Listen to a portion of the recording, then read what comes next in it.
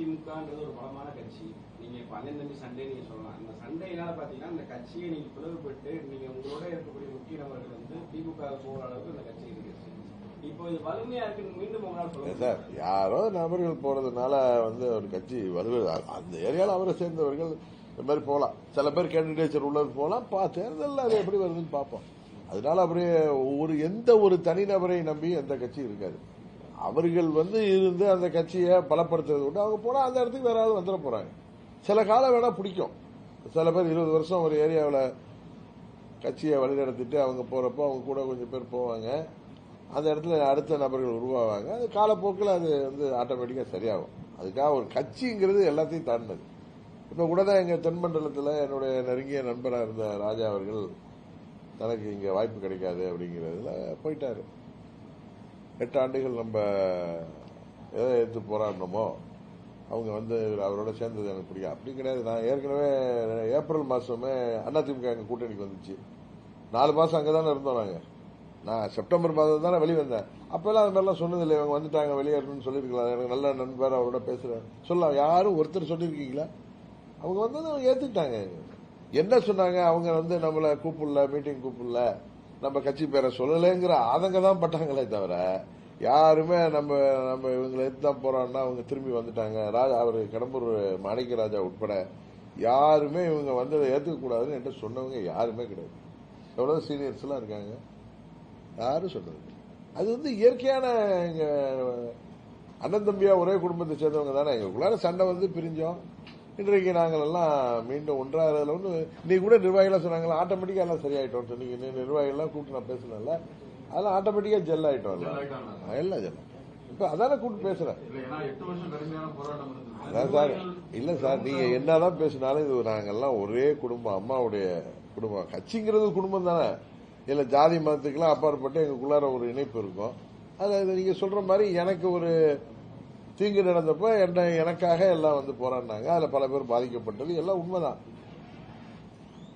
அதே நேரத்தில் எல்லார் மனசுலயும் நம்ம எல்லாம் ஒன்னாகணுங்கிற எண்ணமும் பொதுமக்கள் எங்களுக்கு நீங்க சொல்றீங்களா அழுத்தம் பிரஷர் எல்லாம் பொதுமக்கள் மத்தியில இருக்குப்பா. நீங்க எல்லாம் ஒன்னா ஜெயிக்க முடியும்னு எங்களை பாக்குறவங்களும் சொல்லுவாங்க. எல்லாம் ஒன்னாயிடுங்கப்பா அப்படிம்பாங்க. அதனால எங்க நிர்வாகிகள் இன்னைக்கு உட்கார்ந்தாங்க மீட்டிங். நீங்க வேணா யாராவது ஒருத்தர் ஒண்ணு உட்கார்ந்துங்க. எங்க நிர்வாகிகள் பார்த்து ஒரு மாவட்டம் தெற்கு மாவட்டம் பார்க்க போறோம். யாருமே எல்லாம் எல்லாம் எல்லாம் அங்கங்க ஒன்னா பழகிட்டோங்க. எல்லாம் ஒன்னும் பிரச்சனையே இல்லைங்க. என்னுடன் இருப்பவர்கள் அமைச்சராகிறதா என்னுடைய ஆசைன்னு சொல்லியிருக்கீங்க சார். அது ஏத்துக்குவாங்களா சார்? இல்ல சார், நீங்க ஒரு இடத்த ஒண்ணு எடுத்துக்கிட்டு வாங்க வெற்றி, நீங்க ஒரு இடத்த ஒண்ணு எடுத்துக்கிட்டு கேக்குறீங்க. நான் பேசினதோடைய சாரத்துல நான் தேர்தலில் போட்டியிடல. என்னை சேர்ந்தவர்கள் எனக்காக 8 வருடம் என்னோடு பயணித்தவர்கள் பல கஷ்ட நஷ்டங்கள்ல ஆட்சி அதிகாரம்லாம் இருந்தப்ப அதை விட்டு எல்லாம் அது அம்மாவுடைய கட்சியை விட்டுட்டு அம்மாவுடைய தொண்டர்கள் வெளியே என்னோட இப்ப டேவிடோ சகோதரியோ இல்ல நம்ம வேறோ இது மாதிரி உட்கார்ந்துருக்காங்க. எல்லாருமே முருகன் வந்திருக்காரு. மாவட்டத்துல பழைய நிர்வாகி, எல்லாருமே பழைய நிர்வாகிகள். எல்லாரும் விட்டுட்டு வந்தாங்க. எனக்கு அணைக்கப்பட்ட தீங்கு எதிர்த்து வந்தாங்க. அவங்களெல்லாம் அதுல தகுதியானவர்கள். அவர்களை வேட்பாளர்களாக நின்று அவர்கள் சட்டமன்ற உறுப்பினர்களாக ஆக்க வேண்டும். அவர்களுக்கு வாய்ப்பு கிடைத்தால், நான் சொல்றதை நீங்க அப்படியே கட் பண்ணி பேசுறீங்க. எனது ஆசைன்னு தான் சொன்னேன். கரெக்டா? ஆசைன்னா நான் ஆசைப்படுறேங்க. ஒரு வீடு இந்த ஹோட்டல் மாதிரி பக்கத்துல ஒரு ஹோட்டல் கட்டுன்னு ஆசைப்பட்டா அது மாதிரி எனது விருப்பம். அதுக்காக கூட்டணியில போய் ஒரு என்ன சொல்றது எந்த condition, it's not a condition, விருப்பம். வாய்ப்பு கிடைத்தால் எங்களுக்கு அவங்களே எங்க சகோதரர்கள் தானே, கொடுக்க வாய்ப்பு இருக்குல்ல. வாய்ப்பு கொடுக்க ஏன் வாய்ப்பு இருக்காதுன்னு நினைக்கிறீங்க? பொதுவாகவே தமிழ்நாட்டில் ஒரு கூட்டணி ஆட்சி அமைவதற்கான சூழ்நிலை இருப்பதாகத்தான் என்னிடம் உங்க மாதிரி சீனியர் ஜேர்னலிஸ்ட், சர்வே எடுக்கிறவங்க, அரசியல் லோக்கர்கள்லாம் சொல்றாங்க. அது மாதிரி கூட்டணி வாய்ப்பு வரப்போ நாங்க அதுக்காக பிரஷர் பண்ண மாட்டோம். நட்பு ரீதியா சுமூகமாக ஒரு கூட்டணியில சேர்ந்தோம்னா அந்த கூட்டணி வெற்றிக்கு நான் எப்படி 24ல நான் அன்கண்டிஷனலா பிஜேபி கூட்டணிக்கு போனேன். என்டிஏவுக்கு நான் சீட்டு கூட கேட்கல. அண்ணாமலையே சொல்லுவார் அவரு. நான் ஏன்னா எங்களுக்கு சட்டமன்ற தேர்தல் தான் எங்க ஆளுங்க விருப்பம் இல்லை, நானுமே நிக்க விருப்பம் இல்லைன்னு சொன்னேன். அவங்க எல்லாம் நீங்க நிக்கலன்னா கன்வர்ஷன் ஆஃப் ஓட்டு வராது, அது கொஞ்சம் கஷ்டமா இருக்கும், நின்றுங்கன்றதுனால நின்றேன். நான் உங்களுக்கு அதனால நான் ஒரு கூட்டணிக்கு போகணும்னு முடிவெடுத்தேன்னா நான் ஏன்னா நாங்க பல கூட்டணிகள் அம்மா 89 இருந்து அமைச்சப்ப பல கூட்டணிகள் அமைவதற்கு நான் அதில் அம்மாவுக்கு கூட இருந்து பார்த்தேன். அதனால கூட்டணி அமைகிறப்ப அதில் உள்ள கஷ்ட நஷ்டங்கள் எனக்கு தெரியும், பல கட்சிகள் வந்து சேர்றப்ப. அதனால நம்ம ஒரு கூட்டணியில போறப்ப ஸ்மூத்தா அதை கொண்டு போனாதான் அந்த கூட்டணியை வெற்றி பெறுவதற்கு நம்மளால ஒரு பிரச்சனை வந்துடக்கூடாதுன்னு நினைப்பேன். அதனால நாங்க ரொம்ப ஸ்மூத்தா தான் அதை ஹேண்டில் பண்ணுவோம். நாங்க வந்து நியாயமான கோரிக்கைகள் தான் கேட்போம், நியாயமான தகுதியான வேட்பாளர்களுக்கு தான் கேட்போம். நாங்க ரொம்ப ரீசனபிளா தான் இருப்போங்கிறது அவங்களுக்கும் தெரியும், எல்லாருக்கும், அதிமுகவுக்கும் தெரியும், பிஜேபிக்கு தெரியும். அது எங்களுடைய நாங்க கேட்பது வந்து நியாயமா இருக்கும்ங்கிறப்ப அதை அவங்க வந்து தட்ட மாட்டாங்க. இன்னொன்று, வாய்ப்பு என்னுடைய விருப்பம், வாய்ப்பு இருந்தால்தான். It's not a condition. கரெக்டா சொன்னார், அது it's not a condition, it is my wish, அவ்வளவுதான். இந்திய ஃபுல்ஃபில் ஆயிடுச்சா சார்? ஏன்னா பாமக தேமுதிக கிருஷ்ணசாமி இதெல்லாம் வந்தாதான் இந்திய ஃபுல்ஃபில் ஆகுமா? ஆல்ரெடியே போதுமானதா இருக்கா? என்னங்க இன்னும் கூட்டணி நீங்க எத்தனை கட்சிகள் வர வர அது வந்து ஒரு ஸ்ட்ரென்த் தானே. அதனால இன்னும் இல்ல, என் கணிப்புக்கு இன்னும் அண்ணன் ஓபிஎஸ் வரலாங்கிற ஒரு நம்பிக்கை இருக்கு, இன்னும் சில கட்சிகள் வரலாங்கிற நம்பிக்கை இருக்கு. சார் இப்ப நீங்க டோட்டலா வந்து அன்எக்ஸ்பெக்டட், செங்கோட்டையனும் எதிர்பார்க்கல, திமுக கூட யாருமே வந்து அன்எக்ஸ்பெக்டட் நீங்க போக மாட்டீங்க அப்படின்னு திடமா நம்பிட்டு இருந்த ஒண்ணு எங்க ட்விஸ்ட் ஆச்சு? நான் முதல் நாள் செப்டம்பர் 6 மூக்கையா தேவர் நினைவு நாள் நீ போயிட்டு வந்தப்பதான் உங்கள்கிட்ட நீங்க எல்லாம் வந்து கொஸ்டின்லாம் கேட்டீங்க. அப்ப சொன்ன எனது முதல் சாய்ஸ், நான் வெளியில வந்துட்டேன், இருந்தாலும் எனது முதல் சாய்ஸ் என்டிஏ தான் சொன்னேன். அதை கரெக்டா பாண்டே தான் பிடிச்சிட்டு பேசிட்டே இருப்பார், நீங்க அதெல்லாம் விட்டு கடந்து வந்துட்டீங்க. ஆனா இப்ப சொல்ற, எனக்கு பிடித்த கூட்டணி தேசிய ஜனநாயக கூட்டணி, அம்மாவுடைய ஆட்சி அமைப்பதற்காக அந்த கூட்டணியில் செல்ல வேண்டும் என்பதுதான் எனக்கு பிடித்தது, எங்க நிர்வாகிகளுக்கும் பிடித்தது. எங்க நிர்வாகிகளுக்கெல்லாம் நம்மளை ஏற்றுக்கொள்ளங்கிறப்ப கோவம் வருது. அவர்கள் சார்பாக இருக்கக்கூடியவன் நான் தான் அதனால வெளியில போனேன். எனக்கு தனிப்பட்ட இந்த இதெல்லாம் பார்க்க மாட்டேன். அதே மாதிரி 21 இப்ப சொல்லுங்க, 19, 17 இருந்து 4 ஆண்டுகள்ல 21லயே முக்கிய அமித்ஷா அவர்கள் நாங்கெல்லாம் ஒரே அணியில வரணும்னு சொல்லி பேசி முடிவெடுத்து அதெல்லாம் முயற்சி செய்து முடியல. அப்பயும் நான் இதே ஸ்டேட்மெண்ட் தான் கொடுத்தேன், நான் தேர்தலில் போட்டியிட மாட்டேன், என்னை சேர்ந்தவர்கள் 40 பேருக்கு வாய்ப்பு வாங்கி கொடுக்கறது தான் கேட்டிருந்தேன். அன்னைக்கு நிறைவேறல, இன்றைக்கு அந்த கூட்டணி நிறைவேறிருக்கு. அதனால இதுல இந்த ட்விஸ்ட்ல ஏதாவது நான் அன்னைக்கு சொன்னேன் உங்கள்கிட்ட, நான் இன்னொரு தொலைக்காட்சி பேட்டியிலேயே, நான் பலமுறை டெல்லியில சேர்ந்து முக்கியமான தலைவர்கள்லாம் சந்திச்சிருக்கேன்.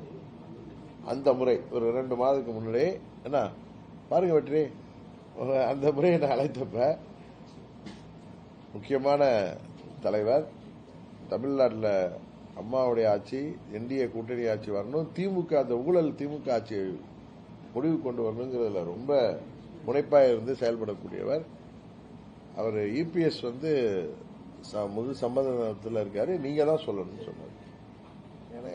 ஓகேன்னு சொல்லிட்டு வந்தேன்னு சொன்னேன், அவ்வளவுதான். அதை வந்து அவங்க வந்து எப்ப சேர்க்கணுமோ அப்ப சேர்த்துக்கலாம் அப்படின்னு சொன்னாங்க, நான் சரின்னு வந்தேன், அவ்வளவுதான். இதனால இந்த ட்விஸ்ட் எல்லாம் 2 மாசத்துக்கு முன்னாடியே அந்த இதெல்லாம் சரியாயிட்டு கரெக்டா. அதனால உங்களுக்கு வெளிப்படுத்துறது நாங்க ரொம்ப லேட்டா, அவ்வளவுதான். அதான் சார் விமர்சனம் தான். ஒரே குடும்பத்தை சேர்ந்த அண்ணன் தம்பி என்ன திருப்பி அதை ரிப்பீட் பண்ணணுமா? எங்களுக்குள்ளார உள்ள மன வார்த்தை எல்லாத்தையும் தூக்கி போட்டு அண்ணன் தம்பி சண்டையில சேர்றது இல்லையா? அதே மாதிரி சேர்ந்துட்டோம். நாங்க தானே நீர் எடுத்து நீர் விளையாத, நாங்க தானே சண்டை போட்டோம். இப்ப நாங்க 2 பேரும் விட்டுட்டோம். எனக்கு தானே கஷ்டம் வந்துச்சு, நானே மறந்துட்டு போயிட்டேன். எங்க ஆட்சி வரணும், திமுக விடக்கூடாது. இன்னைக்கு தமிழ்நாட்டில் சட்டம் ஒழுங்கு சரியில்லை, ஊழல், எங்க பார்த்தாலும் ஊழல். கட்டுற பாலமே 15 கோடி கட்டுற பாலமே தொடர்ந்து 3 மாசத்துல இடியுது. எங்க பார்த்தாலும் இது ஒரு கஞ்சா சந்தையாயிட்டு, போதை மருந்து சந்தையா போயிட்டு இருக்கு. இளைஞர்களுக்கு வேலை வாய்ப்பை கொடுப்பேன்ட்டு ஏமாத்துறாங்க, வாக்குறுதிகள் எல்லாம் சொல்லிட்டு ஏமாத்துறாங்க. ஏமாத்து தான் நடக்குது. போதா குறைக்கு 26 தேர்தலுக்கு மறுபடியும் ஏமாத்தி வர்றதுக்கு வாக்குறுதி குழு எல்லாம் அமைக்கிறாங்க. இதெல்லாம் வந்து அது காரணம் அவங்க என்ன தைரியமா இருக்காங்க, கண்ணு கட்டிய வரை எங்களுக்கு எதிரியே தெரியவில்லைன்னு சொல்றது. அம்மாவின் தொண்டர்கள் பிரிந்திருந்ததுதான் ஒரு முக்கிய காரணம். இன்னைக்கு ஒன்னாயிட்டோம். அதனால நாங்கள் உறுதியாக அவர்களை முறியடிப்போம். நல்ல ஒரு ஆட்சி, மோடி அவர்கள் சொன்னது போல சிஎம்சி, இந்த ஆட்சி மேல கரப்ஷன், மாஃபியா அண்ட் கிரைம், அதுல வந்து இந்த ஆட்சி வந்து தமிழ்நாட்டை குட்டிச்சவராயிருக்கு. தமிழ்நாட்டை மீட்டெடுத்து மீண்டும் ஒரு பொற்கால ஆட்சி, தலைவர் ஆட்சி மாதிரி, அம்மா ஆட்சி மாதிரி மக்கள் விரும்புகிற ஆட்சியை, ஒரு சட்டம் ஒழுங்கு பராமரிக்கப்படுகிற ஆட்சியை, இந்த போதை கலாச்சாரத்தை ஒழிக்கின்ற ஆட்சியாக, போதை மருந்து புழக்கத்தை தடுக்கின்ற ஆட்சியாக, தமிழ்நாட்டுக்கு வேண்டிய திட்டங்களை எல்லாம் மாண்புமிகு மோடி அவர்கள் வழங்கி நாம் தமிழ்நாடு மீண்டும் முதலிடத்துக்கு வருவதற்கான முயற்சிக்கான ஒரு துணையாக இருக்க வேண்டும் என்பதற்காக நாங்கள் மீண்டும் எங்களுடைய அணியில் சென்றோம். இப்ப புதிதா கட்சி ஆரம்பிச்ச விஜய் கூட அதிமுக கடுமையா விமர்சனம் பண்றாரு. உங்கள் சைடுல யாரும் இல்ல அவர் சொன்னதுக்கு நேரத்தை பதில் சொல்றேன். இப்ப அதிமுகவை ஊழல் கட்சிங்கிறாரு. அண்ணன் செங்கோட்டையன் 2017 21 ஆட்சியில இருந்த வரைக்கும் அவர் அந்த கட்சியில் ஆட்சியில் இருந்தவர் தான், அமைச்சரா இருந்தவர். கரெக்டு தானே? அதிமுகவை ஊழல் கட்சின்னு சொல்றாரு. 21 வரைக்கும் ஆட்சி இருந்த வரைக்கும் அமைச்சராக இருந்தவர் அண்ணன் செங்கோட்டையன். அவர் இப்ப அங்க கட்சி தான் சேர்ந்திருக்காரு.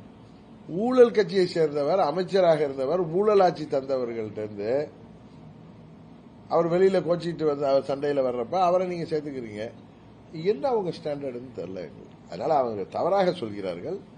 எல்லாரையும் திமுகவையும் பாஜகவையும் அவங்க வந்து தாக்குற மாதிரி ஆட்சிக்கு வரணும்னு அவங்க அரசியல் ரீதியா சொல்றாங்க.